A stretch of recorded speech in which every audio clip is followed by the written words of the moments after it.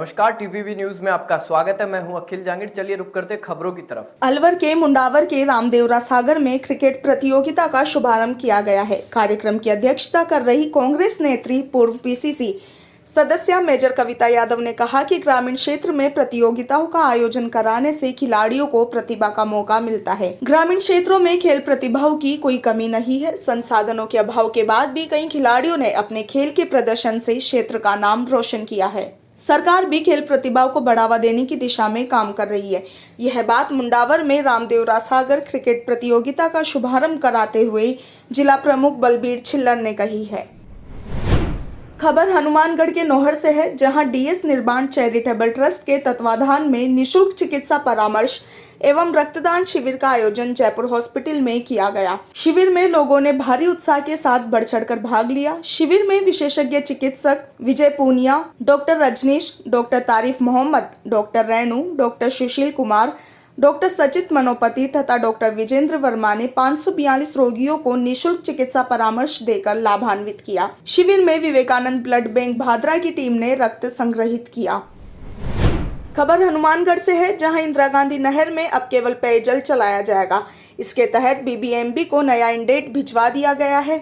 जल संसाधन विभाग उत्तर संभाग हनुमानगढ़ के मुख्य अभियंता अमरजीत सिंह मेहरड़ा ने बताया कि 10 से 20 जनवरी तक 3000 क्यूसेक व इसके बाद पूरे जनवरी में 2500 क्यूसेक पानी पेयजल के इंदिरा गांधी नहर में पानी चला जाएगा। इस अवधि में यदि उपलब्धता होती है और सिंचाई पानी की आवश्यकता होती है तो बीबीएमबी से चर्चा कर आगामी रेगुलेशन के बारे में विचार किया जाएगा। अजमेर में मौसम सर्द हो गया है। चारों तरफ कोहरे का माहौल है और कहीं भी सूर्य भगवान के दर्शन नहीं हो रहे, जबकि अब सूर्य भगवान उत्तरायण में आ गए हैं, परंतु अभी भी सर्दी बरकरार है।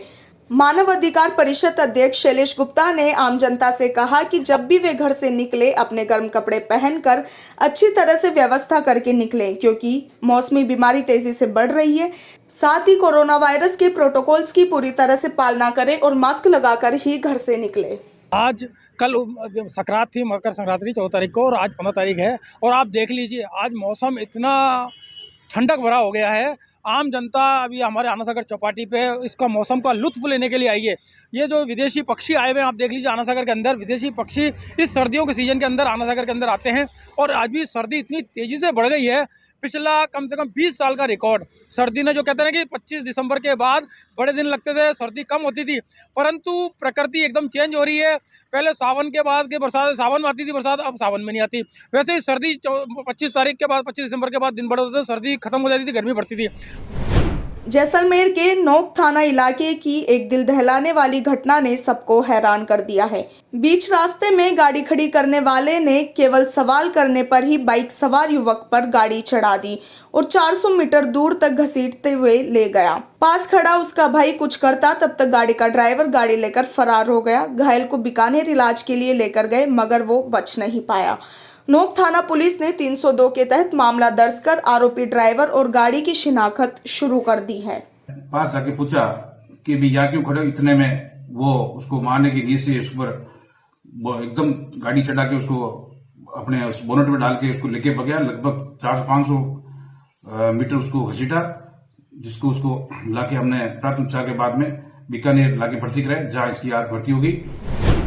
लॉयंस क्लब कुचामन फोर्ट ने लॉयनवाद के संस्थापक मेलविन जॉन्स का जन्मदिन प्रांत द्वारा निर्धारित प्लास्टिक निषेध अभियान के तहत आमजन को जागरूक कर मनाया। प्रांतीय GST coordinator lion Ram Kabra के सानिध्य में क्लब सचिव lion Dwarka Prasad Kumawat, service chairperson lion Prahlad Rankawat, lion Sumit Kabra, lion Kuldeep Gaur ने बस स्टैंड एवं स्टेशन रोड स्थित दुकानदारों एवं ग्राहकों को प्रतिबंधित प्लास्टिक तथा इसके बैग से होने वाले नुकसान की जानकारी से युक्त पोस्टर वितरित कर इनका उपयोग नहीं करने का आह्वान किया। लॉयन राम काबरा ने बताया कि मेलविन जॉनस ने 105 वर्ष पहले 1917 में अमेरिका के शिकागो में विश्व बंधुत्व की भावना को हृदय में संजोकर सेवा एवं फेलोशिप का पौधा लगाया था, जो वर्तमान में दुनिया के 200 से अधिक देशों में 48,000 से अधिक क्लब के 14 लाख सदस्यों के माध्यम से वटवृक्ष के रूप में पीड़ित मानव हितार्थ सेवा कार्य कर रहा है।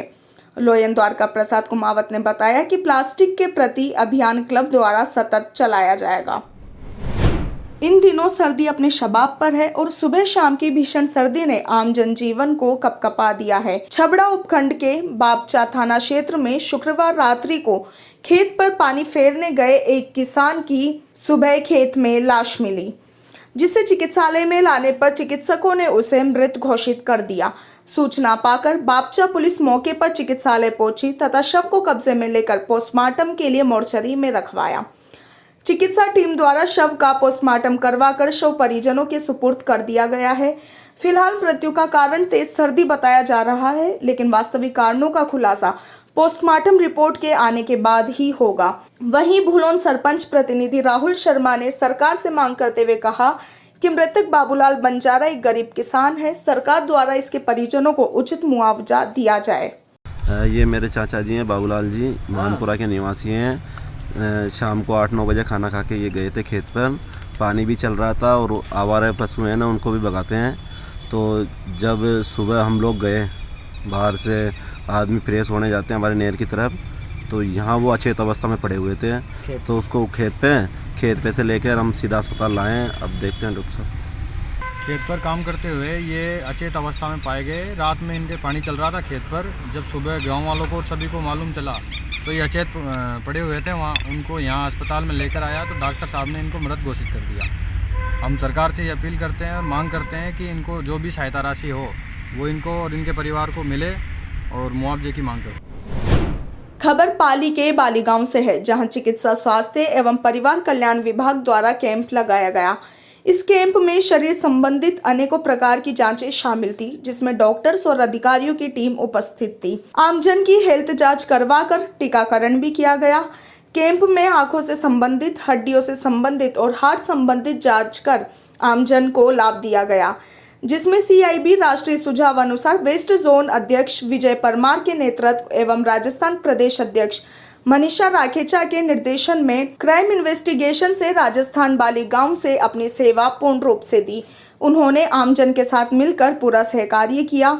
जिस दिव्यांग को सरकार द्वारा सहयोग राशि नहीं मिल रही थी, उनकी भी सब खाना पूर्ति पूरी करवाकर दिव्यांगों को लाभ दिलवाया। आपका काम कैसा लगा? अच्छा लगा। हुआ कि नहीं हुआ? अब हो जाएगा काम अच्छा। ऑनलाइन चढ़ा दिया? ऑनलाइन चढ़ा दिया। इनके विकलांग की पेंशन नहीं आ रही थी, इनके विकलांग का सर्टिफिकेट बन नहीं रहा था, इसलिए आज इनको साथ में ले जा करके विकलांग का डॉक्टर द्वारा साइन कराया गया और इनका कार्य हो गया। अभी ये खुश हो ना आप? हाँ, खुश हूँ। खबर रतेवाला से है, जहां नशा मुक्ति शिविर का आयोजन किया गया। इस अवसर पर ग्रामीणों ने नशा मुक्त जीवन जीने का संकल्प लिया। ग्राम पंचायत सरपंच सोना देवी सांवरिया ने कहा कि मानव जीवन अनमोल है, इसे नशे में न गवाए। उन्होंने कहा कि विद्यार्थी नशे व अन्य बुराइयों से दूर रहकर अपने भविष्य में ऊंचे लक्ष्यों को पा सकते हैं। वहीं पदमपुर थाना से हेड कांस्टेबल शंकरनाथ ने कहा कि नशा मुक्ति अभियान पुलिस प्रशासन द्वारा चिकित्सा विभाग व शिक्षा विभाग के सहयोग से चलाया जा रहा है, जिसके सुखद परिणाम आ रहे हैं। युवा व जागरूक लोग इस अभियान के सहयोगी बने। कार्यक्रम के अंत में डॉक्टर रविकांत गोयल ने नशा छोड़ने के इच्छुक लोगों की जांच की तथा उन्हें उचित परामर्श दिया। मामला मकराना पंचायत समिति के ग्राम गिंगालिया के निवासी 80 वर्षीय मालचंद पुरी का है, जो अपने बड़े पुत्र रघुवीर पुरी से प्रताड़ित है। मालचंद पुरी ने अपने साथ बड़े पुत्र के आचरण और व्यवहार को लेकर जिला कलेक्टर नागौर और पुलिस अधीक्षक नागौर को शिकायत कर न्याय की गुहार लगाई है। पीड़ित पिता ने शिकायत में बताया कि उसका छोटा पुत्र सुरेंद्र व उसकी पत्नी विकलांग है, फिर भी नरेगा मजदूरी कार्य करते हुए वे किसी तरह अपने बच्चों का भरण पोषण कर उनकी सेवा करते हैं। उन्होंने कहा कि उनके बड़े पुत्र जगदीश ने उनका सारा रोजगार छीन लिया। केटर्स के यूज का सामान जो वे किराए पर देकर अपना पेट पाल रहे थे, उनका वह सामान भी चुरा लिया।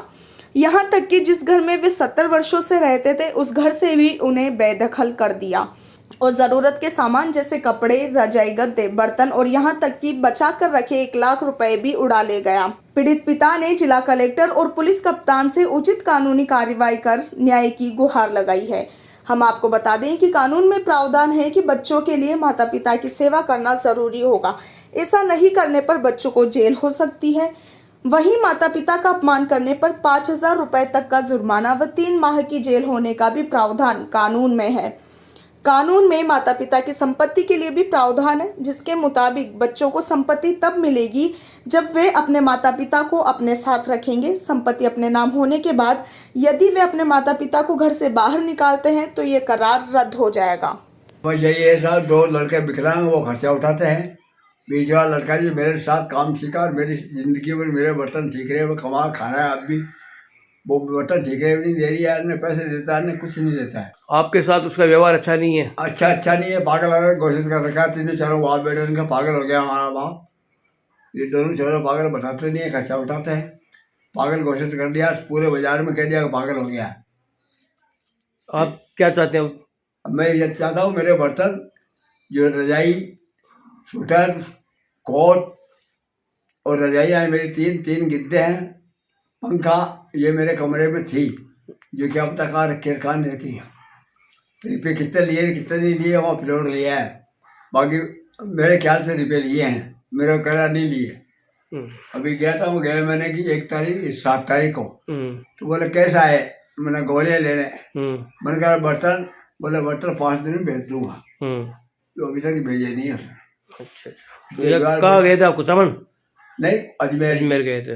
तो अभी अजमेर रहता वो? हाँ, क्या पता कहाँ रहता है, कहाँ नहीं रहता है। बुलेटिन में फिलहाल इतना ही। आप देखते रहिए टीपीवी न्यूज़।